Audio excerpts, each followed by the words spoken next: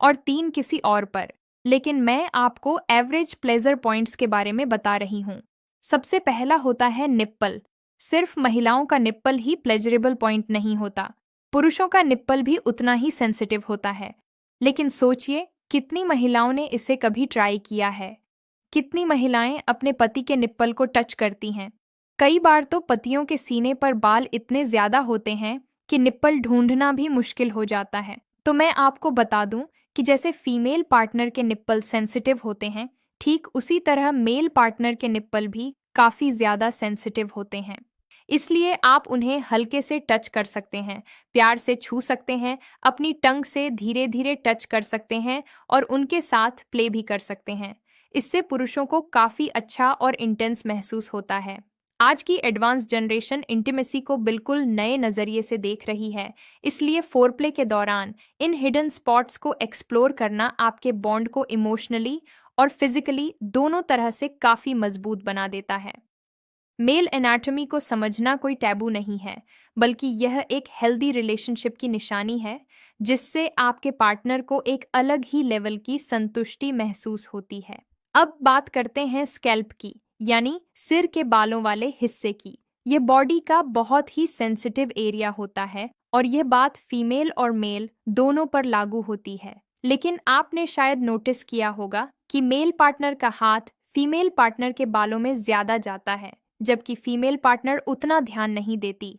अक्सर जब किसिंग होती है तो मेल पार्टनर की उंगलियां अनजाने में फीमेल पार्टनर के बालों में चली ही जाती हैं, कभी कमर पर या बॉडी के दूसरे हिस्सों पर भी घूमती रहती हैं। लेकिन फीमेल पार्टनर की उंगलियां स्कैल्प तक कम ही पहुंचती हैं, वो भी कई बार अनजाने में। अब यह जान लीजिए कि मेल पार्टनर का स्कैल्प भी एक बहुत अच्छा प्लेजर पॉइंट होता है, क्योंकि यह हिस्सा बेहद सेंसिटिव होता है।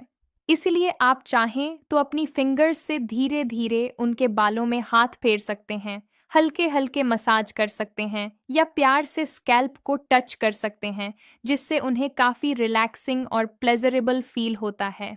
आप उनके बालों वाले हिस्से को भी हल्के हल्के टच कर सकते हैं और उसे स्टिम्युलेट करने से मेल पार्टनर को काफी अच्छा और रिलैक्सिंग महसूस होता है।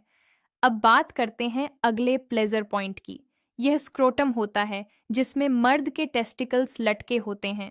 जिस स्किन में यह टेस्टिकल्स होते हैं, मैं उसी हिस्से की बात कर रही हूँ। डायरेक्ट टेस्टिकल्स को टच करना हर किसी के लिए कंफर्टेबल नहीं होता, लेकिन जो स्क्रोटम की स्किन होती है वह बहुत ज्यादा सेंसिटिव होती है।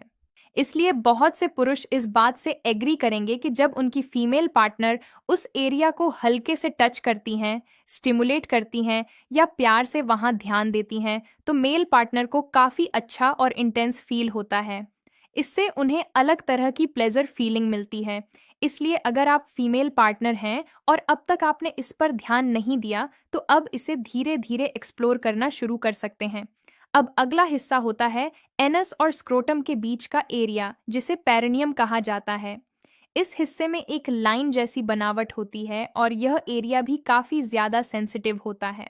यहाँ टच करने से मेल पार्टनर को काफी इंटेंस सेंसिटिविटी महसूस होती है। इसके पीछे एक खास कारण भी है। यह हिस्सा खुद में सेंसिटिव होता ही है, साथ ही इसके ठीक अंदर की तरफ प्रोस्टेट ग्लैंड मौजूद होता है, जिसकी वजह से यह एरिया और भी ज्यादा सेंसिटिव बन जाता है और यहाँ हल्का स्टिमुलेशन भी मेल पार्टनर के लिए काफी प्लेजरेबल महसूस हो सकता है। अगर उस हिस्से को आप हल्के से टैप करते हैं, प्यार से टच करते हैं, लिक करते हैं या उंगलियों से धीरे धीरे स्टिमुलेट करते हैं, तो इससे मेल पार्टनर को काफी अच्छा और इंटेंस महसूस होता है। अब बात आती है उनके पेनिस की, जो पहले से ही बहुत ज्यादा सेंसिटिव अंग होता है। ये तो नेचुरली ही सबसे ज्यादा सेंसिटिव हिस्सों में से एक माना जाता है, लेकिन इसके अलावा भी कई ऐसे प्लेजर पॉइंट्स होते हैं